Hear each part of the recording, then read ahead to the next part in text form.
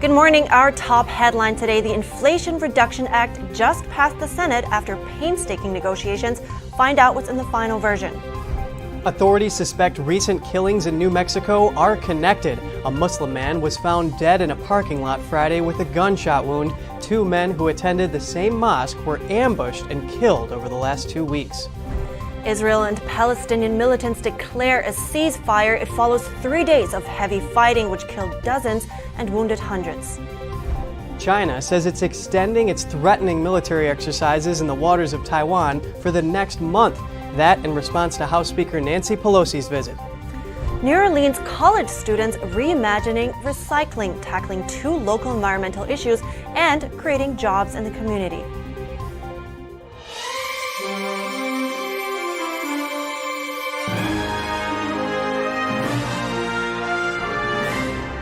Good morning. Welcome to NTD. I'm Kevin Hogan. Good morning, and I'm Evelyn Lee. Happy Monday. It's the 8th of August, and we're starting into the week with something that made major headlines yesterday. After a marathon overnight session, the U.S. Senate passed the sweeping $430 billion Inflation Reduction Act. The bill was proposed last week by Senate Majority Leader Chuck Schumer and Senator Joe Manchin. All 50 Democrats voted yes, and all 50 Republicans voted no. The bill passed with Vice President Kamala Harris also voting in favor, breaking the tie on Saturday. Now the legislation will head to the House next and is expected to return on Friday. We're bringing in Melina Weisskopf, our Washington, D.C. correspondent, live this morning. Melina, if you could just quickly recap what's in this package, or asked differently, did anything change in it from the original deal struck by Senators Manchin and Schumer? Yes, good morning, Evelyn and Kevin. So pretty much like you mentioned, this just was introduced last week, so very little changes have been made to it. There wasn't much time to make changes, even if they wanted to make changes. So a couple of small things that have changed. The carried interest loophole was stripped out. That was something that Senator Sinema wanted stripped out. It's essentially a way that companies get away with paying less in taxes, but they left that open there. And the excise tax, 1% excise tax, has now been added instead. Also, one big thing in the healthcare arena, so the insulin cap that Democrats were trying to expand to all Americans, they wanted to cap the price of insulin at $35. That was stripped from the bill, so now it's still just limited to Medicare recipients. But other than that, the meat of the package is still the same. We still see $370 billion for climate change, which is the biggest climate investment in U.S. history. There's also still $80 billion for the IRS to crack down more on taxpayers, and it also expands the government to allow Medicare to negotiate some drug prices, capping the price of prescription drugs at $2,000. Now, whether it will actually lower inflation, as the name suggests, this is something that I spoke with economists a lot about last week, and many of them, even the ones who are more, they're not as conservative economists, they would say that it would still take at least 10 years for it to lower any inflation at all. And that's because they need to first rake in the revenue in order to lower the deficit, in order for it to lower inflation. But of course, Democrats are touting this as a big win, especially with the election right around the corner. Republicans are not happy about it. So let's listen to what they were saying shortly after that bill passed. So as we move towards the fall elections, the sharp contrast that was provided today on the floor of the Senate is going to be part of how we frame our case to the American people, why they might want to support Democrats in the elections this fall. Such a major piece of legislation with only 50 votes, an intransigent Republican minority, a caucus running from Bernie Sanders to Joe Manchin. Wow. It's an article of faith with Democrats that when they have power, they're going to raise taxes, they're going to spend money, and they're going to grow government. I mean, that's what they do. Wow, 10 years, that's certainly a long time. So, it's passed now in the Senate. What's next? Yeah, so I mean, of course, Republicans, we're going to hear a lot from Republicans pushing back against this. They're arguing that the manufacturers will be hurt the most by this, paying more in taxes, which will then trickle down to the consumers. But as far as how soon we can see this impacted in real time, the House is coming back at the end of the week, this Friday, to take a vote on that. The only thing that could really tie this up, which I highly doubt, is if there are progressives who are disappointed that the package isn't bigger, as well as if there's moderates who are a little bit uncomfortable with passing it. But so far, we haven't heard any of those House Democrats speak out against this. So, and especially considering how quickly leadership moved it through the Senate, we can expect to see a similar situation in the House. This is definitely a top priority for Democrats. So after it passes the House, it's off to the White House, and then President Biden will sign it. Great insights as always, Melina Weisskopf. Thank you so much for joining us this morning. Have a good day. Thank you. You too. And as Melina just mentioned, Republicans obviously had some issues with the bill, and part of their criticism is also that it may do the opposite and make inflation possibly worse. Now, House Minority Leader Kevin McCarthy shared his thoughts on Twitter, and this is what he said. Senate Democrats just voted to raise your taxes and hire an army of IRS agents to spy on your bank accounts to make sure you pay up.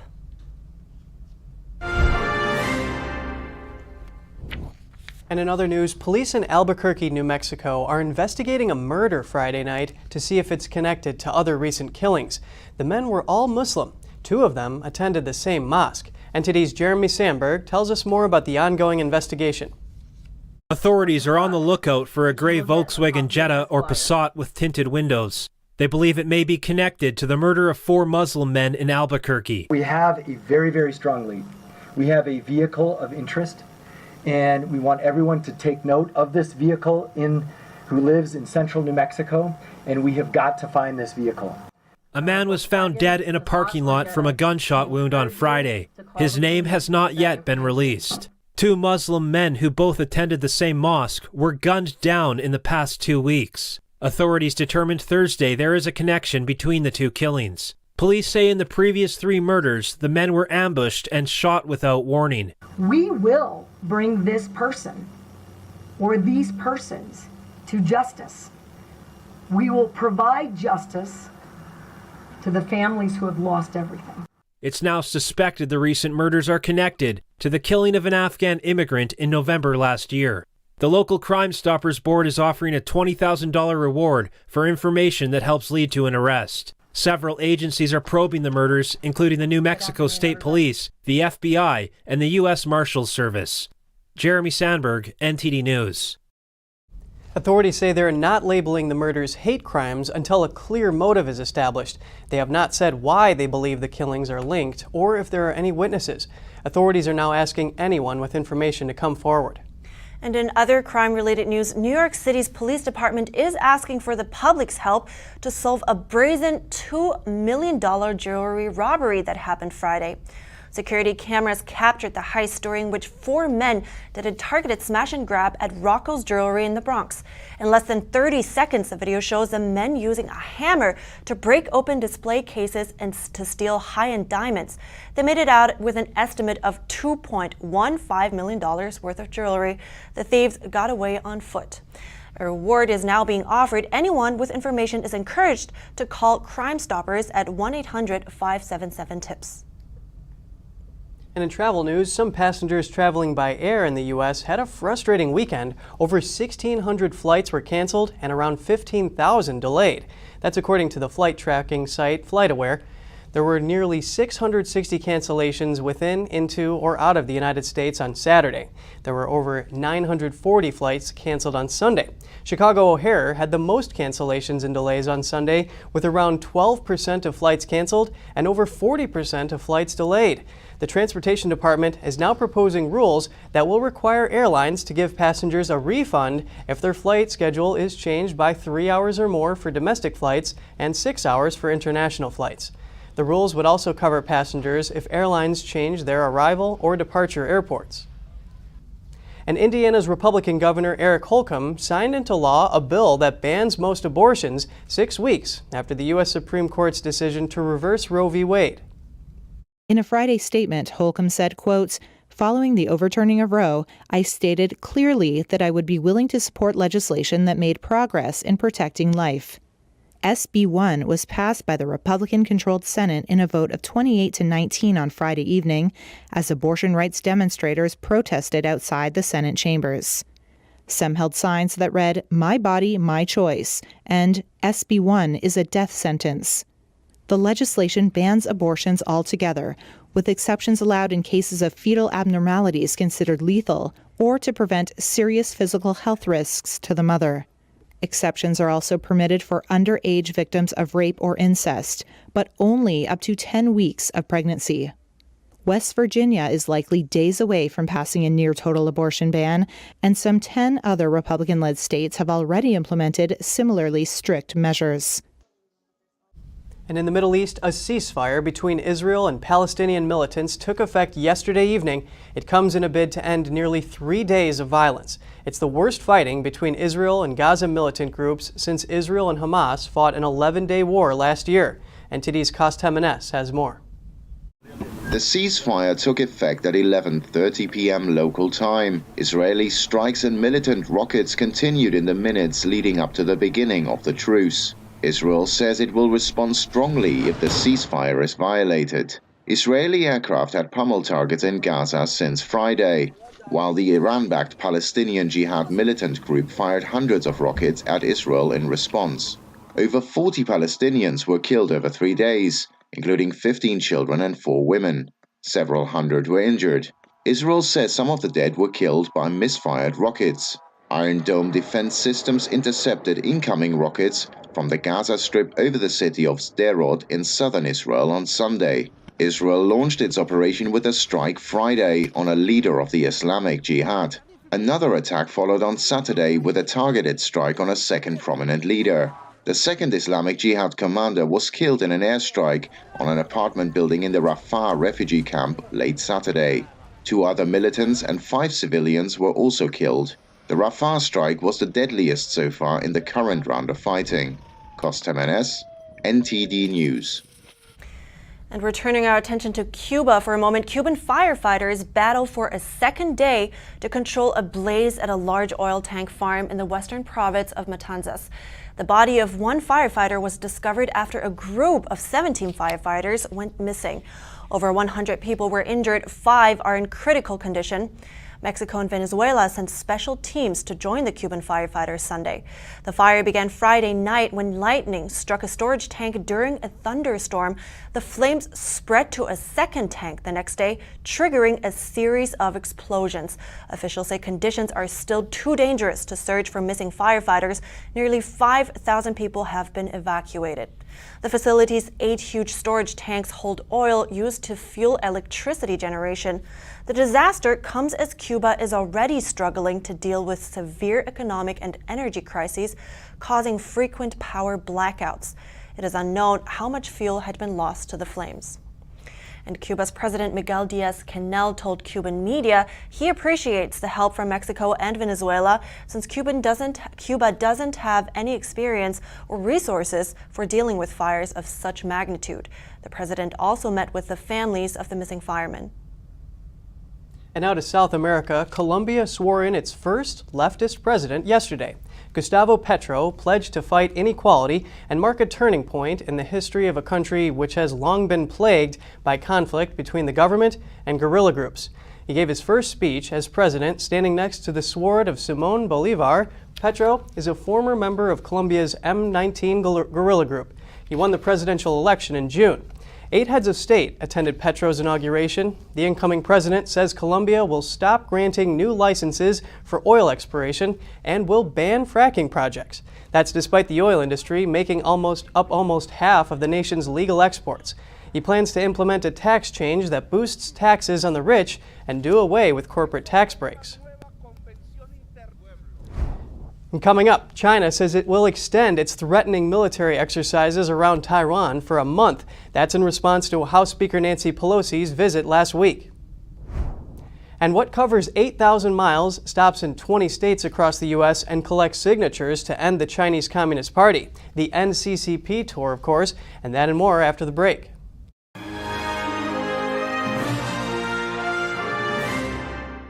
That was a shooting gallery up there. I could hear the tremble in his voice. She suffered a fairly severe beating. The video is pretty graphic. Justice for us seems almost impossible. It's not fun to watch somebody die, and They knew she was in mortal peril. They have not asked the hard questions. Why was the Capitol intentionally unsecure that day? The FBI had information about security concerns before January 6th. They're out for blood, and they're getting it. They appear to be winning. Were the actions of the Capitol Police out of line? Were there violations and use of force? Now I describe it as an inside job. I'm ready to do whatever God calls me.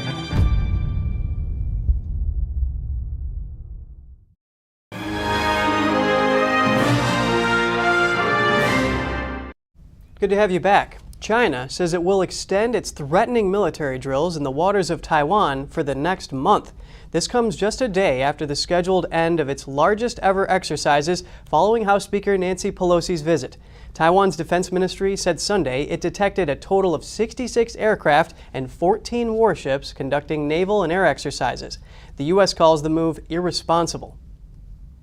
And in other news, the Republican National Committee has come forward in support of Taiwan with a unanimous resolution. The resolution calls for the U.S. to recognize Taiwan's right to exist. It states Taiwan is preparing for a potential Chinese invasion and that the U.S. should keep its commitment to provide defense equipment.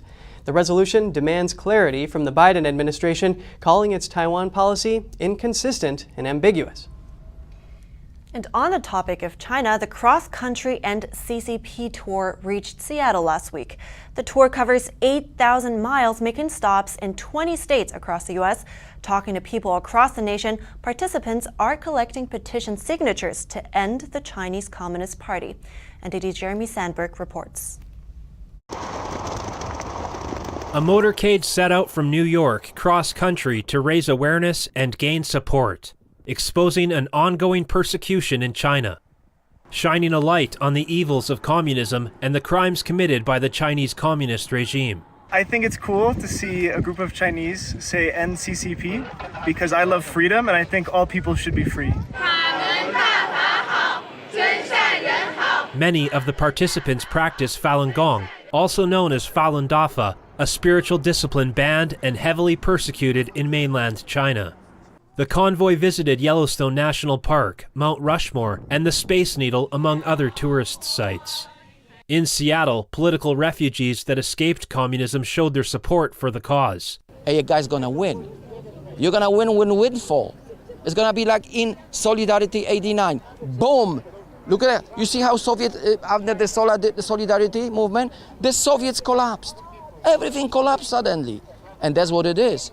Because what they build, the lies, is like a bad house of cards. When the truth hits it, it's gonna disappear. They stressed the importance of exposing communism. To educate people about the evil, and that's what it's all about, you know. As long as we don't want to repeat the same mistake in the future, we really need to know our past, and that's what I think you guys doing, you know. Sometimes I hear people here in the US that are for communism be like, oh, well, they just did it wrong, but it's a good idea. And I think that it's really important to underline how no, it's not. And the reason why it's so terrible is because of what communism is and what it stands for. Some offered words of encouragement and advice. So the silent people will support you. Don't write them off. Don't write them off.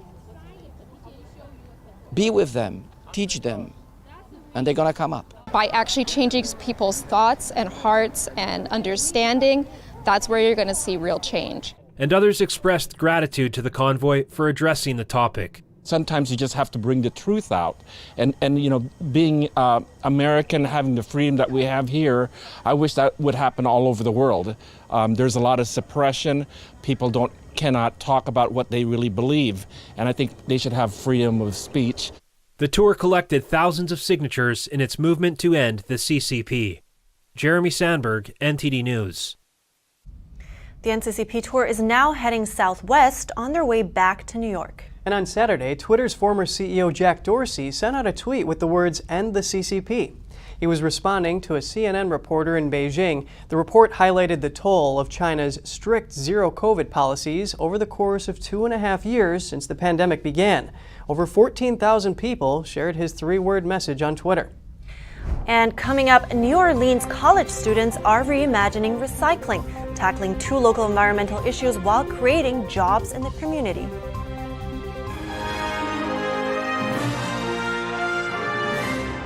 Hi, I'm Smokey Bear, and I made an assistant to help you out, because only you can prevent wildfires. Hey, Assistant Smokey Bear, call me Papa Bear, because I'm grilling up dinner.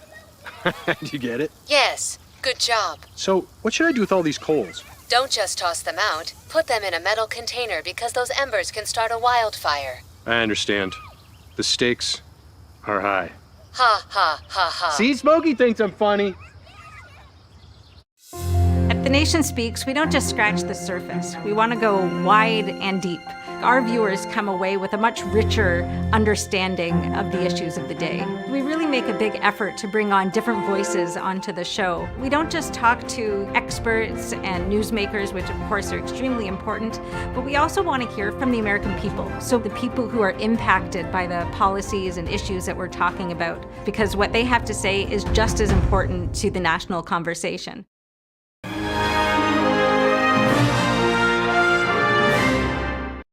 Welcome back. Residents of New Orleans may have been wondering why there was no glass recycling in their area. A couple of college students were thinking the same thing, so they decided to take action. It all started with a bottle of wine. We sort of just cracked this idea to do something about it and try to solve that issue, however small that something might be. And that's when we decided to start Glass Half Full. This is Francisca and Max from Tulane University, 24 years old and the co-founders of this recycling company, Glass Half Full. We started in that backyard, then we moved into a very small warehouse, and then we finally moved into the 40,000 square foot facility that we're currently in. So we just kind of took it small step by small step until we finally got to where we are today. Let's do it! 2 years in, Glass Half Full would become the first glass recycling center in the city of New Orleans that collects, sorts, scoops, shatters, and recycles by turning that glass into sand. Here in New Orleans, we're below sea level, so anytime there's a heavy rain, a storm, the city floods, essentially. And so sandbags are a really important line of defense for the folks in this city to protect their homes and businesses. So instead of using sand dredged from the Mississippi, they can use recycled glass sand. So the finest sand is really good for sandbags for disaster relief. The coarse sand is what we're using for coastal restoration projects. And then the gravel can be used for gravel. So in landscaping, water management, flooring, things like that. The Trailblazer and her team have so far recycled almost 2 million pounds of glass. I think the main reason we were able to jump into action so quickly was really because of how naive we were. We didn't have any recycling or waste management experience, and instead of sort of focusing on the negatives and what we didn't know, we focused on what we wanted to do and just sort of started and did it and learned along the way. But not without sacrifice. We had our college friends like, hey, instead of going out and partying on Saturday, what if you came and recycled glass with us? And the community got right behind them. $150,000 in crowdfunding led them to the 40,000 square foot facility that they're currently in today with 10 employees. It makes me feel amazing. Getting out there and like getting my hands dirty and really doing the work makes me feel so much more passionate and positive about, the outlook and what our future holds. So maybe all we really need is a glass half full attitude to get our plans started and then watch them grow. You know, Evelyn, that story really goes to show that we don't need to know it all to turn a good idea into reality. I absolutely agree, and you got to start somewhere, right? Yeah. Well, onto the Cincinnati Zoo, where a newborn baby hippo needs a name, and the zoo is asking for the public to help. Bibi the hippo gave birth Wednesday night. The new calf will stay off exhibit for a few weeks, allowing it to bond with its mother. Bibi's previous calf is Fiona, who was born premature, weighing just 29 pounds, which is very small for a hippo. Fiona is now happy and healthy and weighs about 1,300 pounds. The public is encouraged to send name ideas for Fiona's little sister through the Cincinnati Zoo's website. Okay, here it goes. How would you name the zoo? Or how would you name the hippo? The zoo. Good question. How about Todd? That's so creative. Thanks. I'm honestly just not that good with names. I already know I'm not going to be much help on this topic, so let's just move on to a different video that you just have to see. Dozens of dogs gathered on Pacifica State Beach in California on Saturday for the World Dog Surfing Championships. Dogs competed in categories according to size in small, medium, large, and very large groups. The canines also competed in tandem dogs as well as tandem human dogs with their owners on board. Dogs are judged on multiple factors, including the length of the ride, technique, standing on all fours versus sitting versus laying down, confidence, and size or strength of the wave. Do you think the doggies are enjoying it, or does it make them nervous? Well, I don't know. Surfing's really hard. It requires a lot of balance, and I guess it helps them cool down. I'm sure they enjoy it. Cool. That's all for today's program. Thanks for watching. I'm Evelyn Lee. And I'm Kevin Hogan.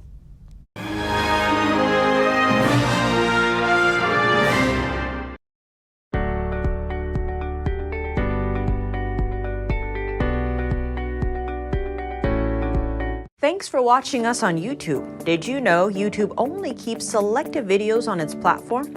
So if you want to make sure you get the full picture, just subscribe to our newsletter. Go to newsletter.ntd.com and sign up. It's free.